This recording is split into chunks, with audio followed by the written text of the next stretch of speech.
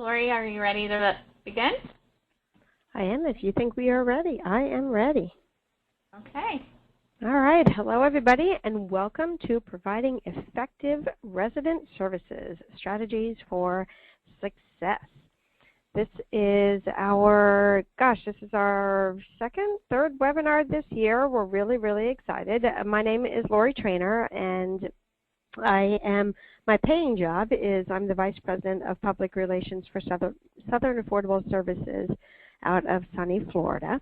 I am the current chair of the Affordable Housing Committee. As the chair, one of our goals was to provide education to those of us that spend our career helping the people day in and day out in the affordable world, and we've been able to do that over the last couple of years. I'm really excited. I'm pleased to welcome everybody here today. As a bit of housekeeping, we are going to hear from our presenter and then have time for question and answers at the end. If you'd like to ask a question, you're going to be able to do so through the questions panel on your screen.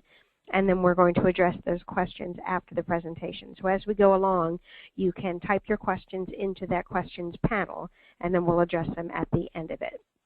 Also, it's best that you use your phone to listen to the webinar rather than through your speaker. You'll be able to hear everything a little bit better. For your benefit, certainly you're welcome to take notes and everything, and we encourage that, but the webinar is being recorded, and the webinar recording and the slides are going to be posted on the NAA website within the next week or so, and an email will go out to all the attendees with that link once it is up. So, first, we are joined today by Kate Peterson and Ellie Lindjum. Kate is the Marketing Director at Mercy Housing Management Group. She brings nearly 20 years of experience in both operations and human services in the nonprofit and public sector. Kate started her professional career in human services as a social worker.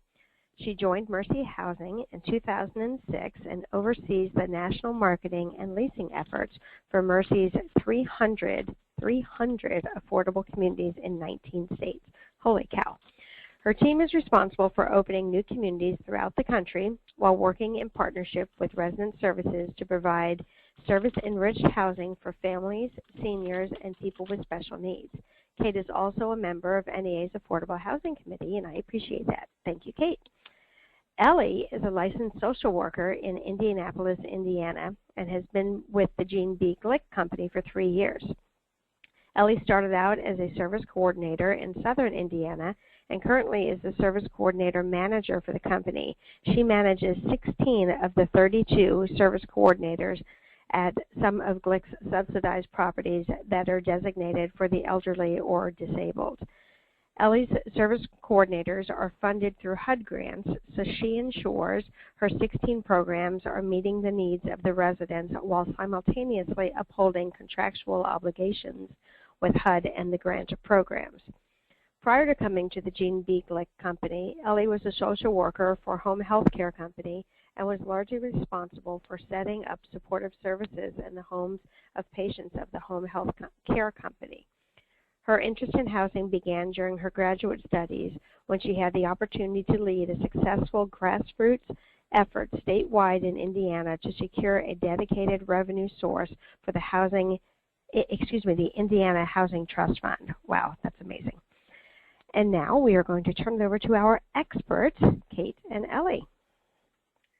Good morning. Thank you, Lori, or good afternoon for some of you. We're going to, we'll spend the first part of this presentation talking about how best to create a plan for resident services and then offer some best practices around specific services you might consider offering at your property. So let's get started. Creating and delivering a comprehensive supportive services plan takes time and requires property managers to build relationships within their community. We do recognize that managers are extremely busy, and service plans are time-consuming not only to develop but also then to implement. And they can be a work in progress. This is normal, and managers and supervisors should really be patient and flexible as these programs are rolled out at their properties. So where do you even begin? It can be overwhelming. So start with the end in mind. What is the goal? And when setting goals, it can be easy, but achieving them can be some challenge at times. So that's why we suggest starting with the SMART goals, and it can make it more easy and doable.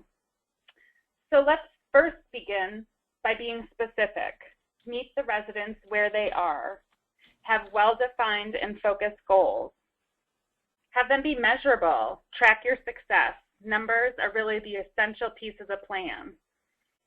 This can be as simple as identifying and saying we're going to start with 2 service-related events a month, or it can be much more extensive.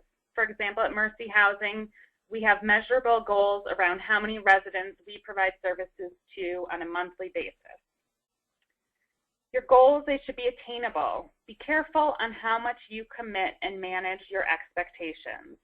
Far too often, your goals might be set too high and be unmanageable. You get in there, there's a lot of great energy, great ideas, and before you know it, you've got some grand plan that may not be deliverable. Especially when you're in communities where you're providing services and there is no designated staff member. It is additional responsibility for the property manager. So manage those expectations, start small, and increase the services if you have the capacity as you go. Relevant, what is the value add? Are the services you're providing relevant to your residents? If everyone's working, providing a job interviewing class in the middle of the day really isn't relevant to your resident population. This also ties back about meeting the residents where they are. Timely, set a time frame. Make it timely and trackable. The other piece to remember here is you must provide services to everyone. Most everyone is familiar with fair housing. What you offer to one, you must offer to all. The services you develop must be available to all your residents. And try to partner with outside services as much as possible, and we'll talk more about this. But remember, there are many local agencies already providing the services you likely will identify that you want to offer. Do not reinvent the wheel. Partner with them. That's what they're there for. And they're also required to provide services just like you are. And they're the subject matter experts. Ellie. Okay. So also when starting out in your consideration of a supportive services plan, Kate mentioned get to know the residents, meet them where they are. One framework I like to use in creating a supportive services plan is Maslow's hierarchy of needs. I hope you can see it on the slide, but at the bottom, at the foundation, you know, what are the most critical needs that we all have? Well, we all need housing, water, shelter, clothing. So food. So we're providing housing. We know they have that. But if most of your residents do not have enough food or do not get, you know, make it through the month with what food they have, perhaps starting there as a goal on your supportive services plan would be a good first step. An example of that would be you could arrange maybe a congregate meal site or have an on-site food pantry.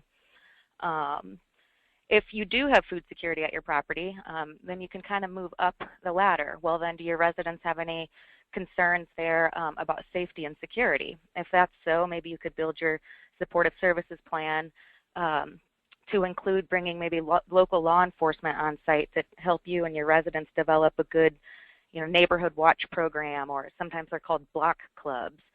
But again, all of this really does start with, you know, getting to actually know your residents. Next slide. Establish purpose. So what does your community need? Well, you can survey the residents, which will help you understand what their needs are. And it'll also help you maybe find some community leaders or potential volunteers, because any good services plan should include the residents. Also discussing with all staff, not just the property managers, but perhaps getting the conversation going with maintenance, because they're out on the property, they're in the units, they may see needs that nobody else has seen or nobody else has identified. Another reason I like using Maslow's framework also to kind of guide our supportive services plans, because Maslow, he stressed the importance of focusing on positive qualities. So when he did all his research, he studied healthy people, he studied positive people. So he didn't treat them like a bag of symptoms. And oftentimes we do have residents that have some pretty significant challenges, but we need to look at them as not only our asset but our partner when we create these plans.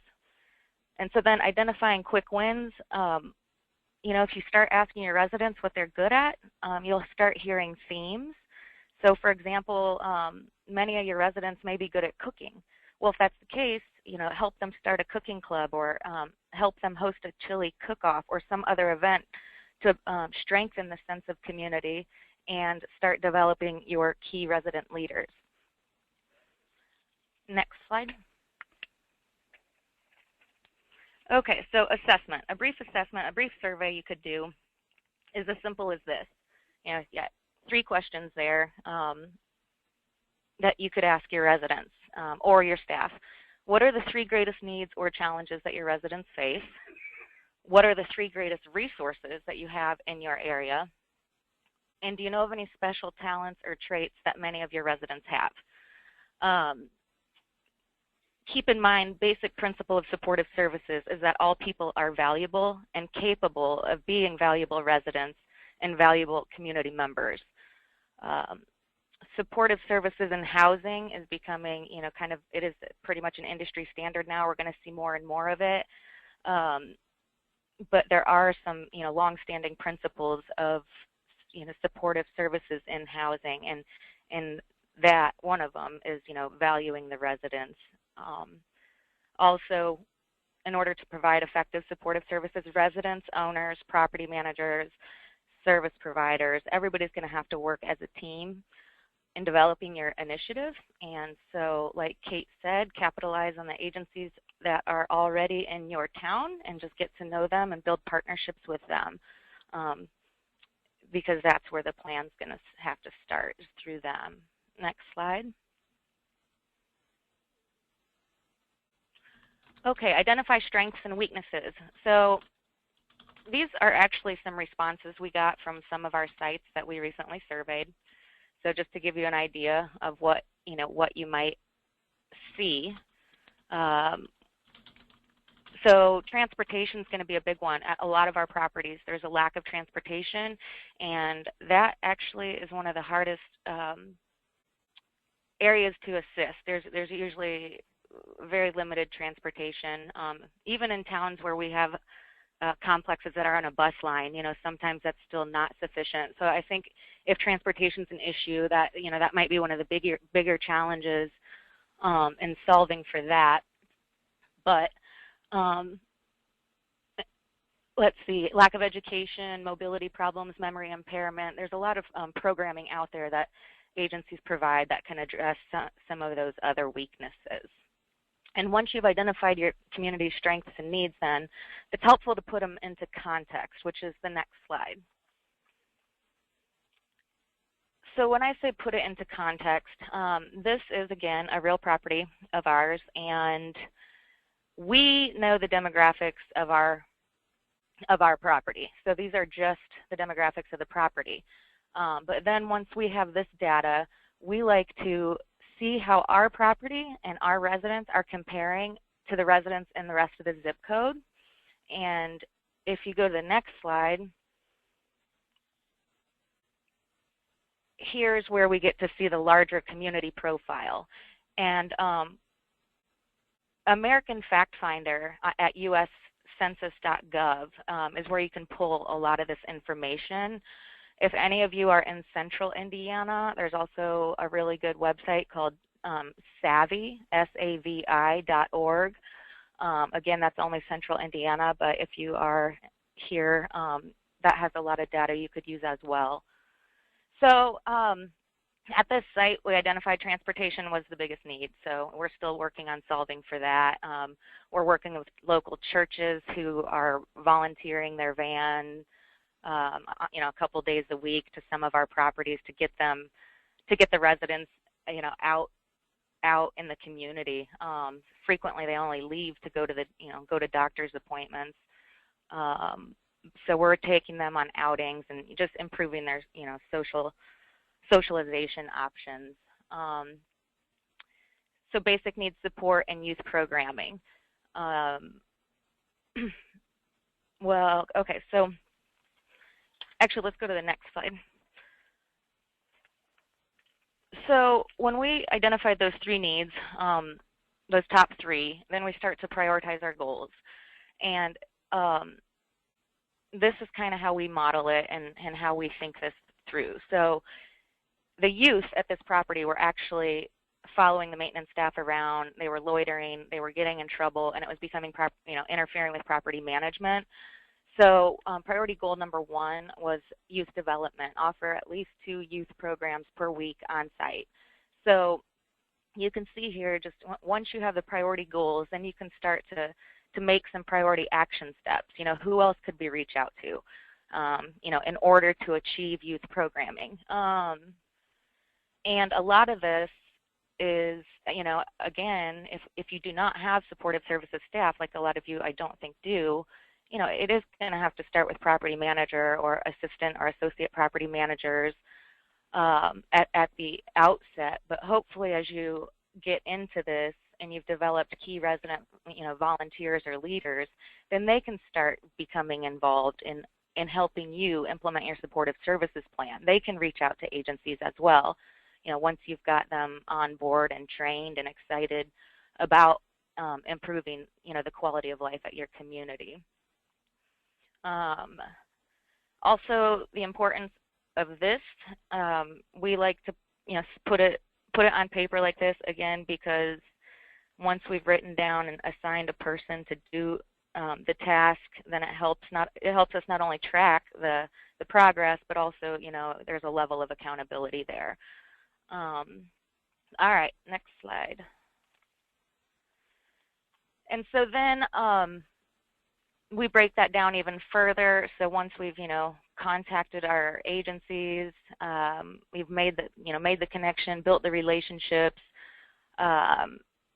then we move on to, planning the monthly supportive calendar.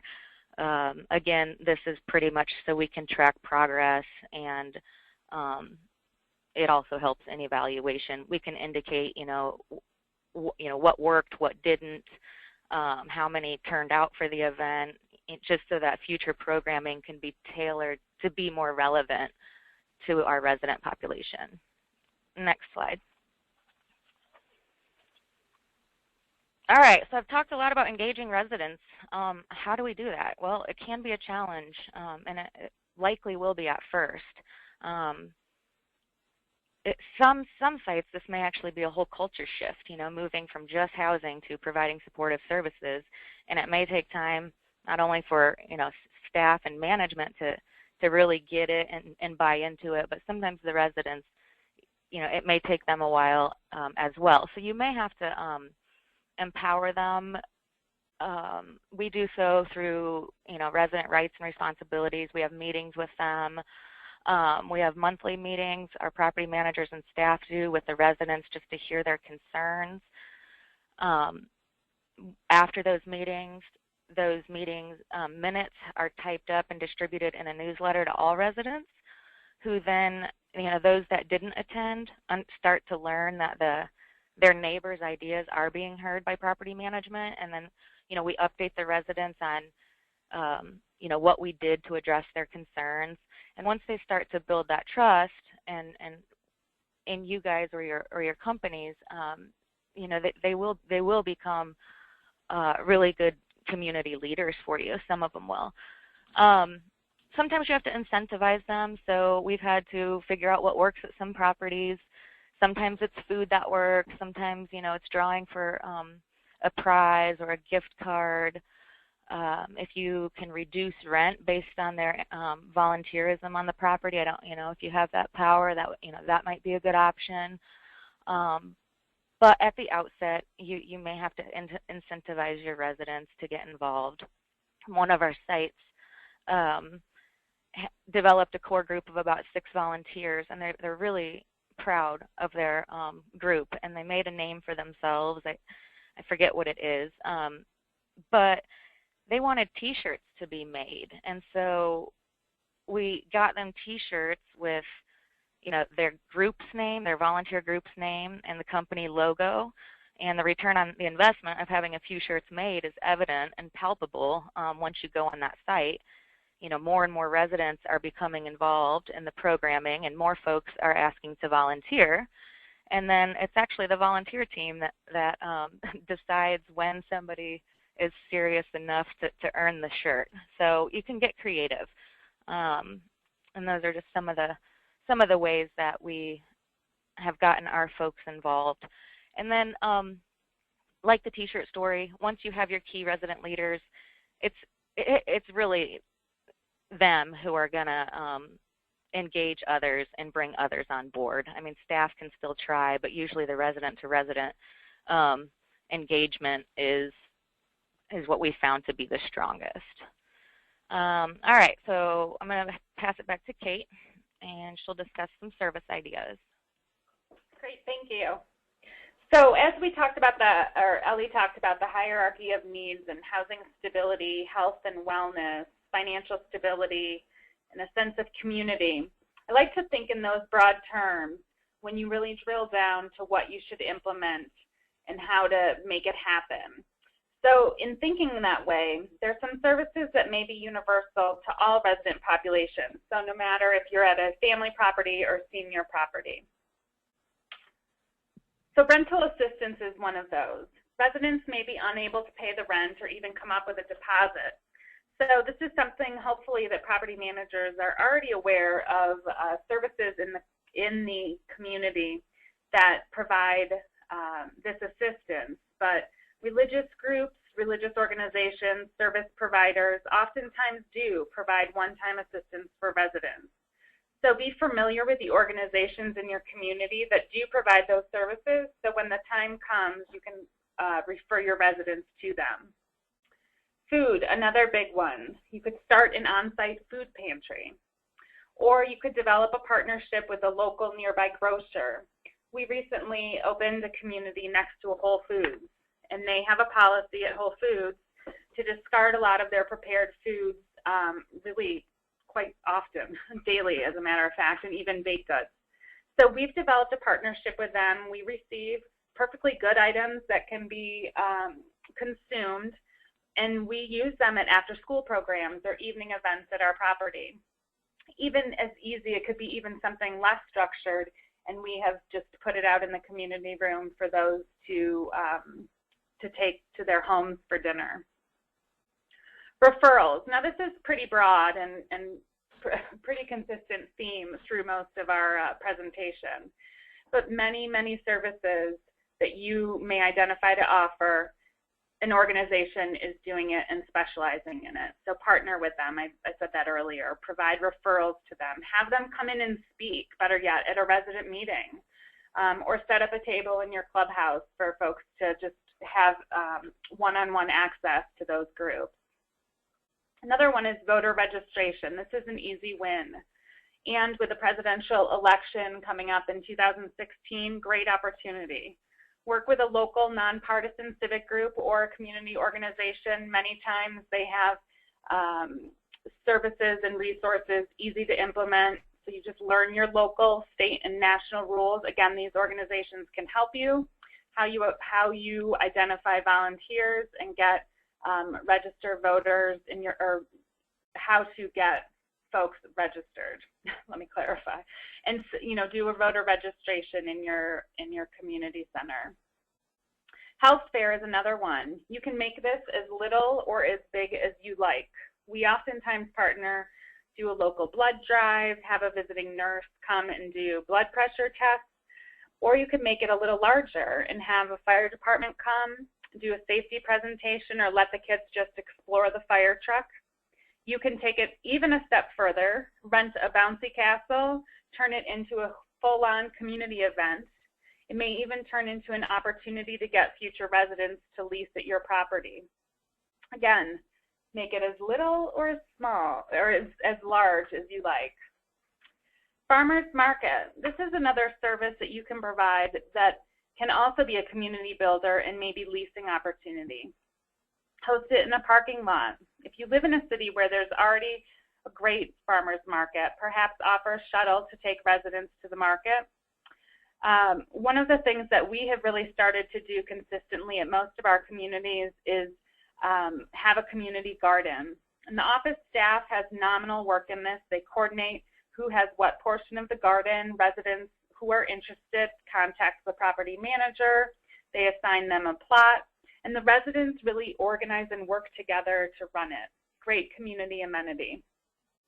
Another one to add is government assistance and WIC. Representatives could come in for the day. I think it's easy, and we assume that all of our residents may already be aware of these resources, and that's not always the case. So a lot of it's a great opportunity to connect people with the services that they may qualify. Existing services in the community.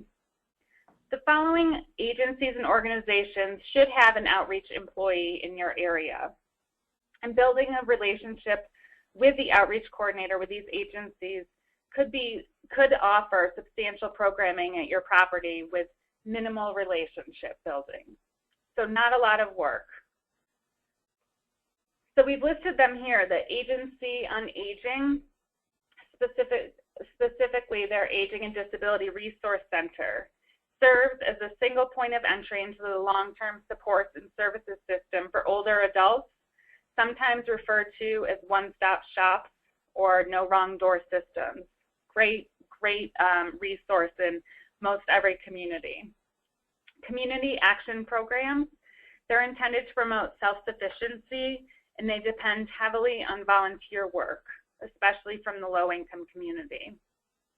National Alliance on Mental Illness, it's an association of hundreds of local affiliates, state organizations, volunteers who work in the community to raise awareness and provide support and education that may not previously been available to those in need. The Goodwill, another excellent one, helps people with barriers to employment learn the skills to find competitive employment. Also, good resources. We've used them on a number of occasions to connect residents that might need additional furnishings for their place or perhaps interview clothes, all of that good stuff. Minority Health Office or Health Equity Office. They monitor health status. They inform, educate, and empower people, mobilize community partnerships, and develop policies and plans to support health efforts. So let's talk a little bit about families and specific services that can be provided to families. Food, big one, especially now that schools are getting out. Kids rely on 2 meals a day, many accessing the free and reduced lunch. And now that they're home for the summer, countless kids don't get the meals that they need at home, and they're just maybe down to 1 meal. So how can your community help? Maybe provide a monthly food box to families.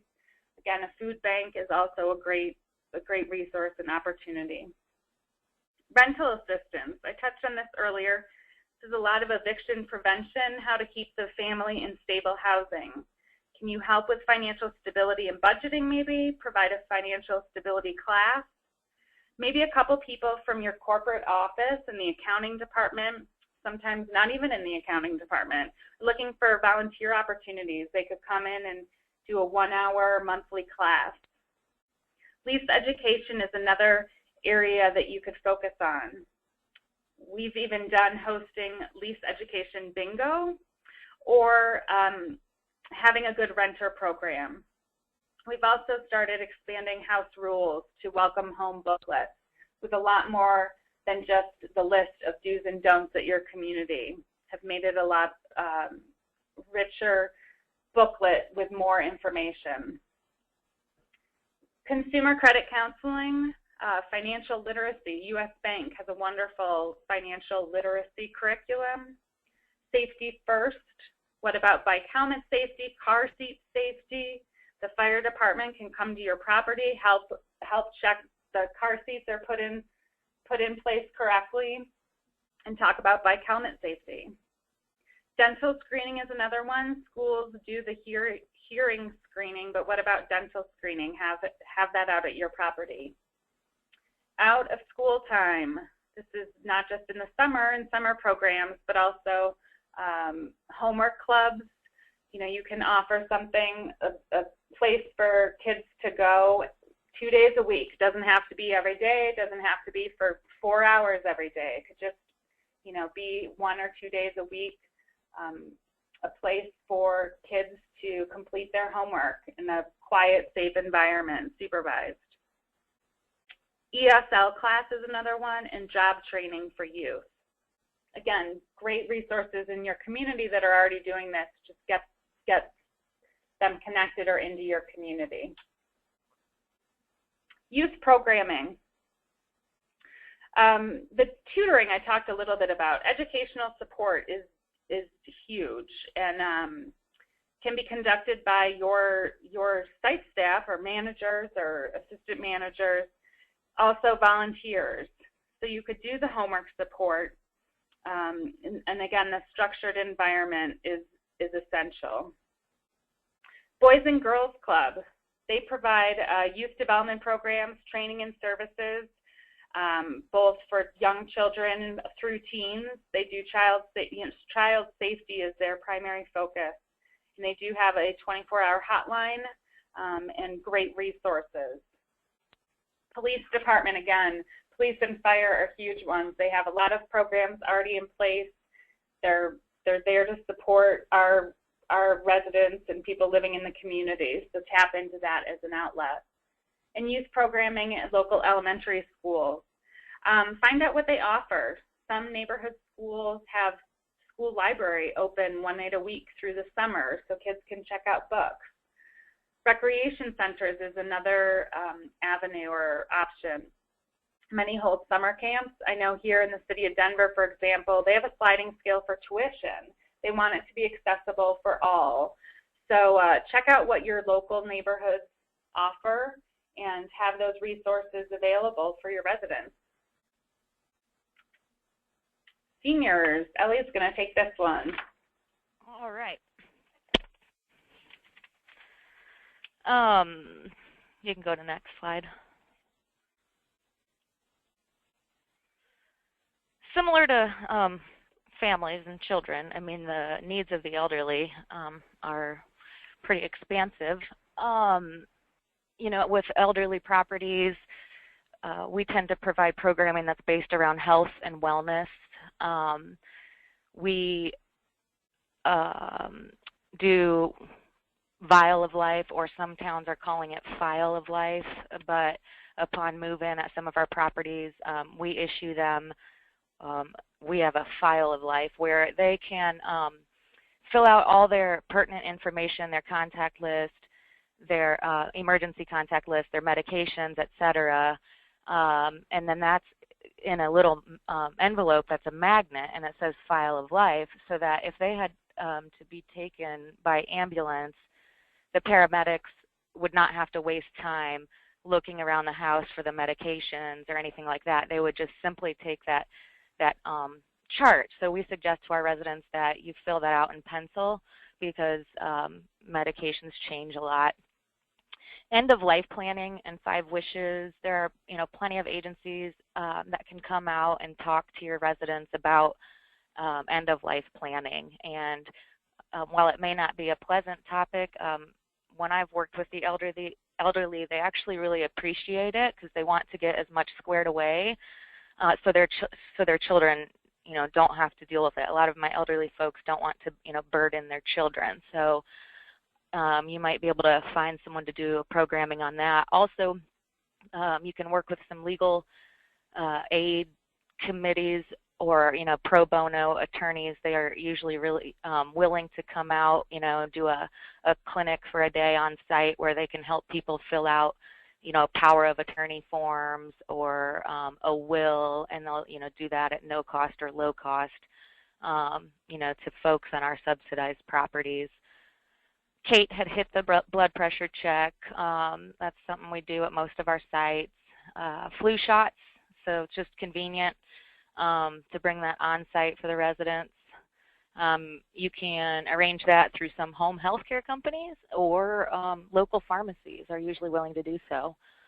Home health care, that's a big one for elderly population.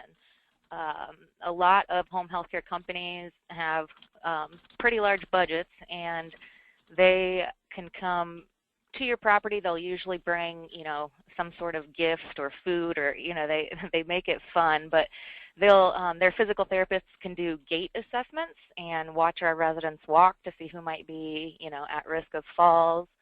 Then they can actually visit the unit and, help make the apartment less of a fall risk. Usually by doing that, they come in and they recommend, not having area rugs to trip over and stuff like that. But we've also had home health care companies have what's called a fix-it clinic for durable medical equipment. So a lot of our elderly folks are using walkers that maybe their friend gave them, or maybe the neighbor had it when they passed away, but oftentimes those are not adjusted properly for the person who's now using it, and so sometimes it can do more damage than good if it's not adjusted properly. So anyways, home health care companies can help with that. Vision and hearing tests,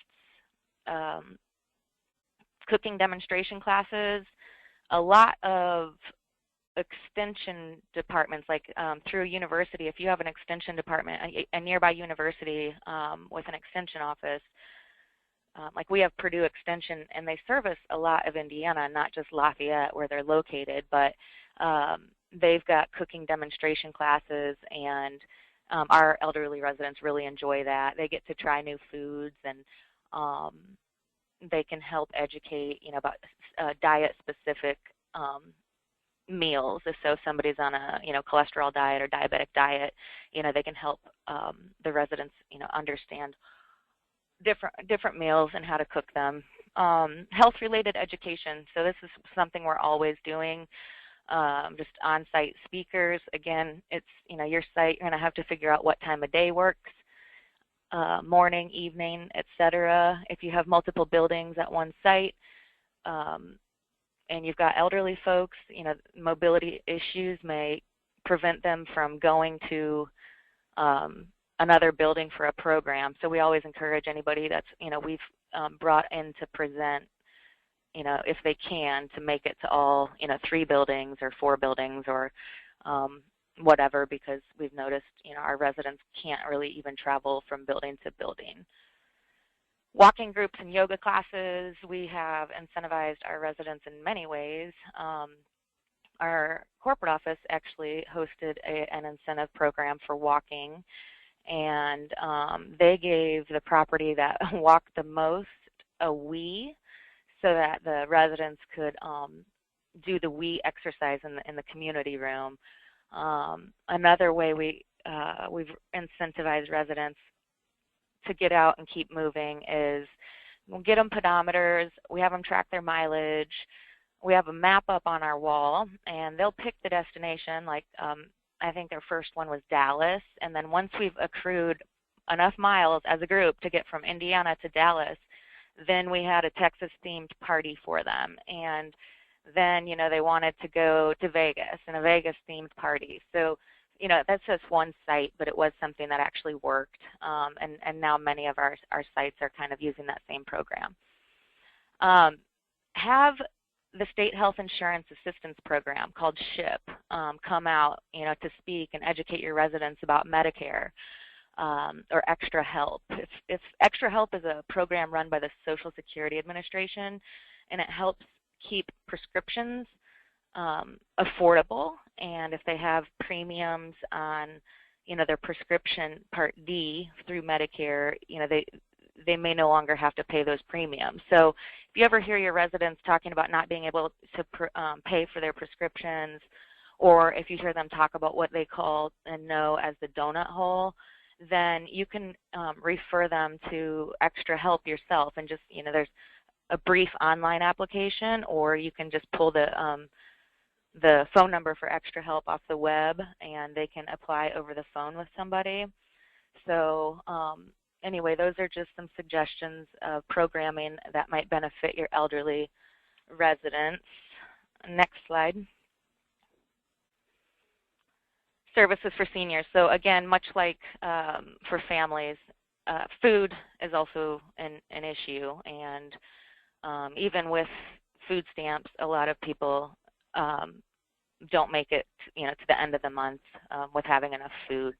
So, I like the Whole Foods example Kate gave. Sometimes, other bakeries in town will have bread, leftover bread they can deliver. If you do have a farmer's market nearby, there is a program through the USDA that provides farmer market vouchers. So if you do have a farmer's market nearby, then contact, it's probably your local area agency on aging who will administer those vouchers, but they're designed for low-income elderly, so that they can get some healthy, fresh food. And then, yeah, we have churches that, towards the end of the month when folks' money runs out, they have volunteered to, cook one hot meal. And we have a couple churches that alternate, so it's not all on, the burden of one church. And then, similar to what Kate mentioned earlier, utility and rent assistance.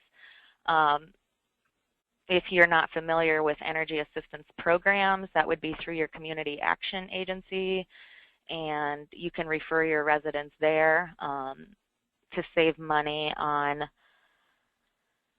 their utility bills. Township trustees, if you have those, again, just getting to know the local resources that can provide assistance with rent and utilities, because much like families, it's a need among the elderly as well. Next slide. Okay.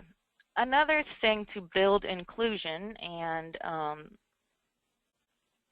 a sense of community are social events. And again, once you find key resident leaders, they can effectively run these programs. So, anything from bingo to book club, coffee hour, painting lessons. We, at one of our sites, just had an art show.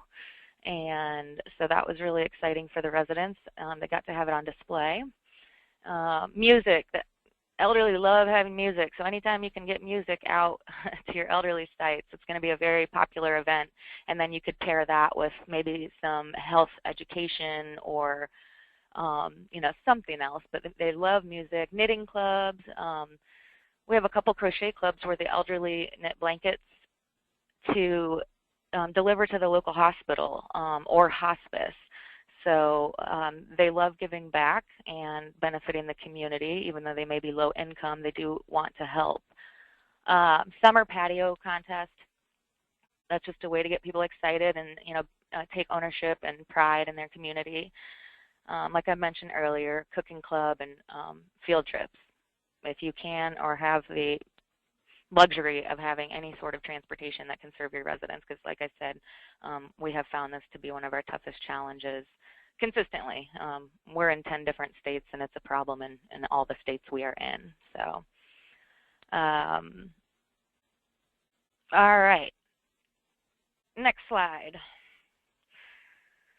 Good Neighbor Monitoring Program. This is where you could create or help foster your residents in creating a Good Neighbor program, which is just a volunteer program. Residents will volunteer. They create a system so that they know that their neighbor is okay and has gotten up for the morning and so I mean, a lot of our folks, they may fall at night and nobody can hear them till the morning, and they can't get to a phone. So there's different ways of doing this, but some folks have a door hanger, so it might be like red on one side and black on the other, and when they get up in the morning, they turn it, they flip it over to red, and then their neighbor knows that they're up and at them for the day and they're okay. You can inform your residents of, if you create a program like this, you can inform your residents about it at move-in and recertification and see if they want to opt in. They usually create a time frame. Again, this will be based on, your residents and if they're early risers or late risers, but around 10 or 11 a.m. the volunteers will check all the units, and if somebody's not up or hasn't changed their door hanger or whatever system they use, then they can alert property management, and property management can go ahead and do a wellness check. So that is, again, something that once you get your key volunteers could be a quick win, and the volunteers could just manage that. Okay, next slide. And then serving mixed age communities. So intergenerational reading program. Right now at one of our sites, we have what's called a summer servings program. You should check your local area. Sometimes it's called smart servings, but many, many communities offer summer servings where they bring food in every day to feed the kids when they're out of school. And so one of our properties that's mixed use, elderly, disabled, and family, the elderly have started a reading program so that after the kids eat lunch during summer servings, the elderly then read to the children, and they just maximize that opportunity to communicate with their neighbors, and it's really has been strengthening the sense of community. And this is actually at one of our most challenging sites, so it's been really good. You could have an intergenerational mentoring program, connect seniors with teens. And then many services already address needs of any age. Yeah, so food, exercise, community events, good neighbor program. Yeah, sorry about that. But all of these are going to benefit, each population. So, but we do know that now, there's plenty of science that says intergenerational programming is mutually beneficial. It's been shown to reduce isolation among adults. It improves the physical and emotional health of adults. It stimulates learning in adults. And for kids, the benefits that have been demonstrated through intergenerational programming is that it improves academic performance, enhances their social skills, and decreases a child's negative behavior. So again, it could benefit your community in multiple ways to involve some sort of intergenerational programming if you have mixed age communities. All right, now I'm handing it back to Kate, who is going to discuss partnerships. So property management and service collaboration. The collaboration and partnerships are really the key to successful resident service programs at your properties, and it takes a ton of teamwork to provide those comprehensive services. If you are lucky enough to have designated resident services staff along with property management, so you have that designated person that's going to provide the services, it's really important to negotiate and have a clear delineation of duties. Property management and services, they are slightly different roles, and so who's doing what is really critical for the success of the program, as well as the impact on residents and those services that are being delivered. So if you do have the additional staff that provide the services, it's important to differentiate what the property management role is as well as the resident services, but then also where are the shared duties? What are the shared duties? One of the things that we have found to be really successful and helpful, we clearly outline the roles, who does what in policy and procedures. But then as part of that, we also have a weekly meeting where everyone from the property sits down, discusses move-in orientation, medical emergencies, any housekeeping, hoarding issues, even rent payment concerns. But it's a great way to work together and to really make the most out of your resident service program. So we hope we've given you some ideas that you can take away to implement to provide more effective resident services at your communities. And I believe we're going to open it up to Q&A. All right, thank you, everyone. Just as a reminder, if you have a question to ask, please do so through the question panel. We already have a few in the queue. First off, I just want to remind people that the slides will be available as well as a recording of this webinar. It will be on the NAA website in the next couple of days, and I will email a link out to attendees for that. And so, Carly, I'm sorry, Carly, they will need a password, right? I think so, if we want to make it members only. So the first question, I believe we talked about a survey that you have used to establish the residents' needs, and this person was wondering if you guys had a copy of a survey that you've used to establish residents' needs that you'd be willing to share or talk about more. Yeah, and if you, my email is on here. This is Ellie, and we are lucky enough to have the service coordinators, so we have service, staff, but we actually survey our residents every year, and I'd be willing to share that. I'm not real sure how to get it done right now, but if you get my email, you can, here on this last slide, just email me, and I would love to share that with you. And I've also noted the person who asked that question, so I can make sure you guys connect. Okay. The other question we have right now is to repeat the address for the American Fact Finder. That was at the census website, correct? Yeah, uscensus.gov, and then I believe it's /FactFinder, or if you. Yep. It's FactFinder 2, actually. But if you just Google it, it should come up. Yeah. Okay. A question has just come in. Would like to know what the biggest hurdle you've faced is dealing with mentally challenged or mentally ill residents that have no caseworker. They want to know if local NAMI chapters typically provide intervention. Yes, typically, well,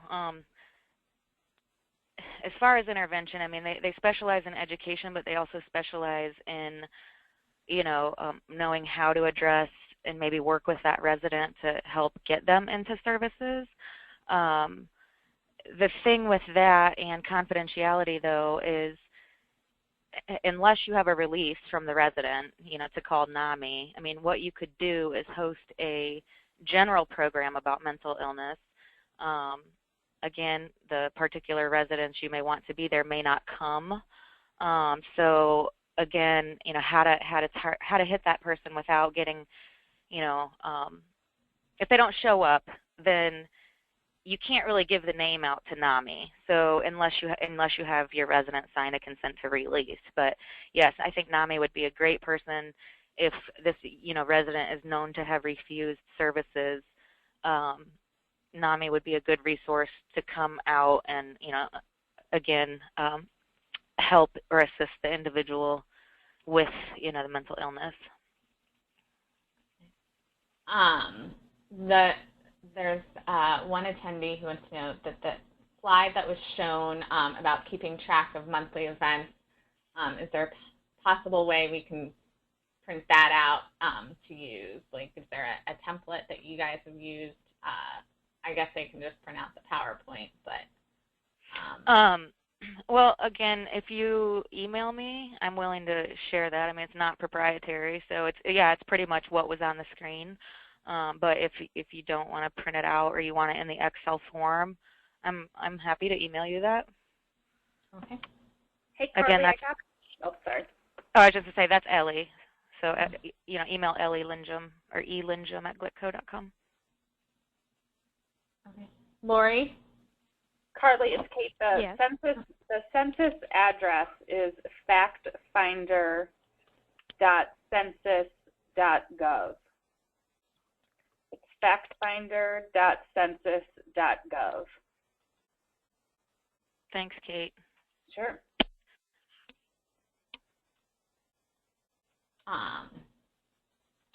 One attendee says she has a difficult time because she has more market units than she has affordable units.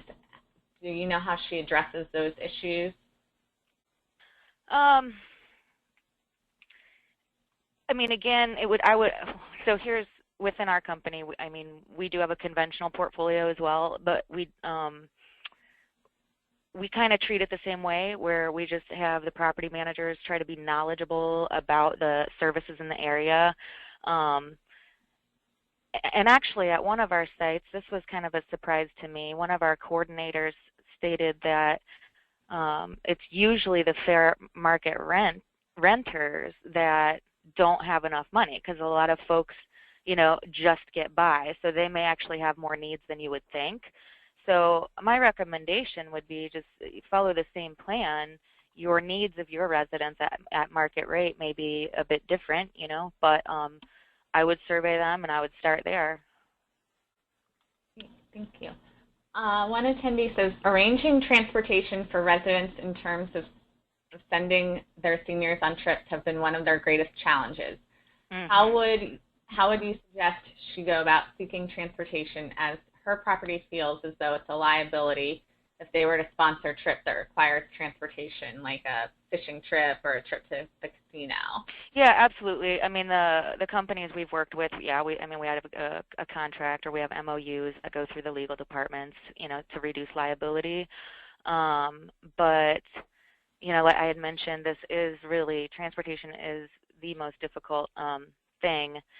And I know you guys, without having services staff, it's pretty tough to get involved on a larger level. But when I was working in Southern Indiana as a service coordinator, I worked with our local area agency on aging, and we submitted for what was called a New Freedom Transportation Grant, that we brought to the town of Bloomington, that provided taxi vouchers, for like little to no cost. So, that was because it was so community-wide a problem that we tried to solve for it at a larger level. But yeah, that's really, I hear it. It's a liability. If you're able to secure the transportation, that's awesome, and I would just encourage some sort of contract that it explains the liability, or that you're not liable. I'm not an attorney, so I don't even know exactly how to word it, but I would cover your bases there as well, definitely. I agree. We've had ongoing struggles with it. We have found maybe larger communities, it being easier to do the trip to the casino with the chartered bus because there's just more people there to draw from. We have even gone so far over the years as to having a bus ourselves, and that didn't last very long. Liability and upkeep and management, and it was of course shared over a number of properties, and who had it last or who took care of it and book it. It was not a good route to go. So it's a tough one. The partnership, the larger number of people, I think is sometimes helpful as well, but definitely the liability piece too, managing that. What are some things to include in a welcome home packet? Oh, well, that's a good question. We've done. Sorry. Go ahead, Ellie. No, go ahead, Kate. We've developed a standard packet that's somewhat universal and more pictures than it is words, because we have found in a number of our communities we had folks that didn't speak English or were actually new to this country, or people that maybe had been living on the streets, moving into housing. That transition was a bit of an obstacle. So we did a welcome home booklet that's more, like I said, picture driven. We have gone as far as provide baskets to folks with resource guides in it, how to operate all of the systems in the apartment, as well as provide, doormats to toilet paper, a variety of stuff, or just basic house rules with a few key pieces in it. I think it comes down to capacity and managing it. How easy is it for you to manage it? How easy is it to roll out? What is the cost and time involved in it? A lot of times we'll find, if it's a little slightly different population at our property, we find ourselves down a path of, oh my gosh, we didn't plan for this, or we got a new property that has very fancy, green systems, and people can't figure out how to turn the air on, or whatever that might be, the issue or challenge, and have sort of found it the hard way. But, oh, okay, let's modify the move-in packet to include instructions on how to do this and mitigate, or mitigate the work orders and the one-on-one teaching. Yeah, from the social worker side of me, we do much of what Kate said on the property management side. With service coordination, at one of my sites, upon move-in, we would, I wanted to mention this and I forgot in the PowerPoint, but some towns, if you're lucky enough, some towns have what's called a special needs registry, and it is an application that the resident would fill out, and it usually is, sent to the police department. They manage the information. But now with computer technology, they're able to input into their computer systems, if a person states that they're hearing impaired, or they're deaf, or whatever it is, they're wheelchair bound, whatever's indicated on the application, that info pops up if there's ever a 911 call from that unit, from that address. So it gives first responders as much info as possible when they're responding to, an incident at, somebody's apartment. So we would distribute that in our move-in packets. Again, out of all my properties, I think I only have one town that actually has it, but you'll want to see if your property or if your town has a special needs registry. That would be helpful. Also, a lot of towns, maybe through the Area Agency on Aging or Chamber of Commerce or, the city, they put together an actual resource guide of agencies that can help. We worked with the city and just got a huge box of those to give, to our residents when they moved in, because maybe they weren't moving from that same town. Also, I had mentioned the file of life earlier, or the vial of life. Talk to your local first responders and find out what they're trained on. It's usually going to be one of those two. And then you can order the file of life. Again, there's magnets. There is a cost, so you got to decide if that's in your budget. There's a lot of free publications from FEMA, the Federal Emergency Management Administration. So if you get on FEMA's website, you can actually order a ton of free info, and they're nice brochures, but on emergency preparedness. So we would include that in our move-in packets as well. From the property management side of things, they've done cute things like put a a dish drying rack there in the sink with, you know, a couple brand new dish towels and dish soap, and, you know, so it's like the first thing they see when they walk in, and a, you know, sign that says welcome, or a card that says welcome home, and it's signed by the staff. And so lots of ideas for the cute, fun stuff. As far as, you know, in terms of supportive services, I would include anything that your town has to offer as well. Great. We have two more questions coming through in the queue. This one, I believe, relates to when you have residents who volunteer to take the lead on things. They want to know how they prepare residents to practice fair housing when they're hosting or leading an event. If a violation occurs, is the management responsible? Oh, yeah, great question. We actually had HUD out to the property, and the Indiana Civil Rights Commission to educate the residents on that. I mean, our service coordinator can do that, but we felt, I mean, part of it too was there was a lot of, you know, the residents don't understand fair housing. You know, sometimes they have misconceptions.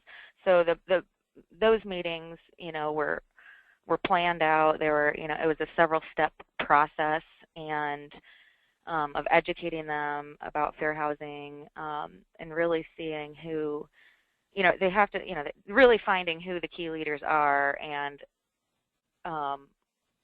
you know, likely to comply. But we had them just trained by HUD and the Civil Rights Commission, and instead of doing it ourselves, just because we felt the message was more powerful from them. And so that's how we've approached it. Thank you. And one last question, just looking for some advice for someone who just started at a property and their residents have had personal issues with management. She wants to know what she can do to reassure them that she's there for them and to empower them. Do you have any words of wisdom? Yeah, it's an ongoing challenge. Well, our company uses what's called kind of an empowerment guide. It's something we've designed, you know, so if there's an unhappy resident or a situation, I'm just kind of assuming like maybe what the asker might be experiencing. The management can get out that empowerment guide, and, you know, sometimes, you know, and then some money is set aside or allocated. So, like, again, money is not always the important thing, but, you know, if it was a mistake on management's part, apologize, own up to it. You know, maybe a gift card, and you start getting that relationship just back on the right track.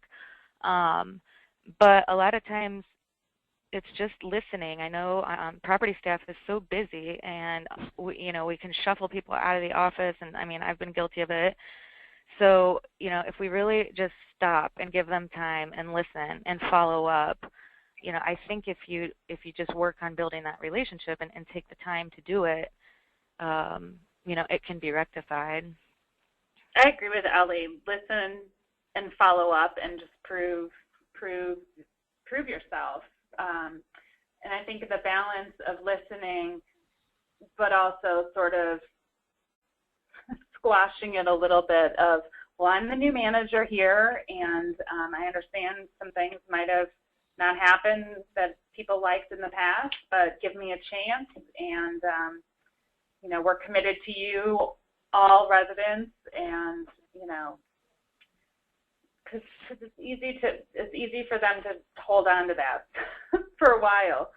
So listen and prove right out of the gate that you're going to do it differently, and sort of experiment with that, or, you know, show them that you're different than maybe what you've heard of the previous manager. Yeah, the other thing, I'm not sure if your company has a mission statement or core values. If you do, I would discuss that with your residents, and that's something, you know, that we have our mission statement in the office and core values, and, you know, frequently refer back to it, even with the residents, because, we're in the business of valuing them. And so if there is ever a disconnect, we go back over that and really just revisit that. Our company's been around for a long time. We demonstrated track record. I don't know if your company has the same history or anything, but I really think if you stick to your mission statement and values and give them time, to talk, vent, and listen, you can earn their trust back. Mm-hmm. All right. Thanks, Ellie. Thanks, Kate. There are no further questions that I'm seeing, so I just wanted to thank Ellie and thank Kate and Lori again, and thank you all for joining us. Thank you so much. Wonderful, wonderful ideas. I think everybody learned a lot. You can tell, even though we're 15 minutes over, we still have over 100 people there listening to everybody, so I think everybody got some wonderful ideas.